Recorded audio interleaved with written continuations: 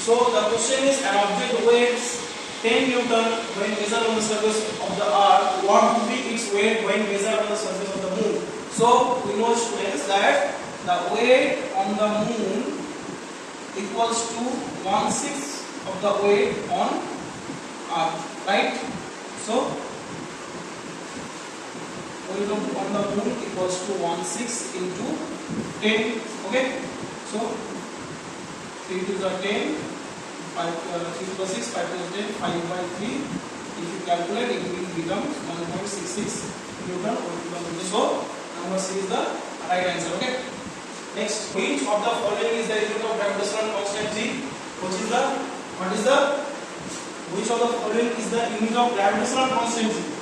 Gravitational constant G equals to, we know that F equals to, if you forget so you always remember the formula and you can find the unit. Okay, so we know the gravitational force of gravity equals to G into m1 m2 by r square. So G equals to, we have to find, so G equals to will be F into r square by m1 m2. Here F, what is the unit of force? Newton. What is the unit of force? Newton. What is the unit of radius? Length, sir. So that is meter square. By, what is the unit of mass? Kg. So there are two, so kg square. So Newton meter square per kg square. If you somehow forget that the units, you will always remember the equations and you will find the units no matter. Okay. Option number B is the right answer. Okay. Next, if the mass of one body is double and the distance between two bodies is half, the gravitational force between them will become 2 times, 4 times, 8 times, 6 times. Okay. So the mass of one body is double and the distance between two bodies is half. So let us consider there are two m1 and m2. There are two bodies of mass m1 and m2 and the distance between them is r. Okay. So what is the gravitational force between them before reducing or doubling? Okay. So F1 equals to G into m1 m2 by r square, and they have told that the mass of one body is double. Let us consider we have double the mass of this body, 2m1.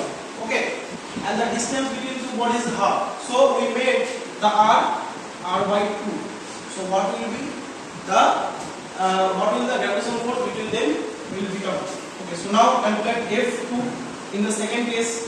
Okay, G into m1. Now m1 is 2m1 and m2 is m2, same, and r is r by 2 square.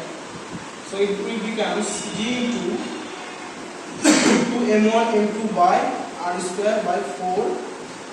Okay, so r square by 4. So now that equals to G into 2 m1 m2 by r square into 4. This 4 will come there and it will multiply. So 4 to the 8. So 8g into m1 m2 by r square, that is 8f1. You can see the force is doubled. G m1 m2 is r square, g m1 m2 by r square is f1. So we have find g m1 m2 r square this part. So it is 8 times. It will become 8 times larger. The answer is 8.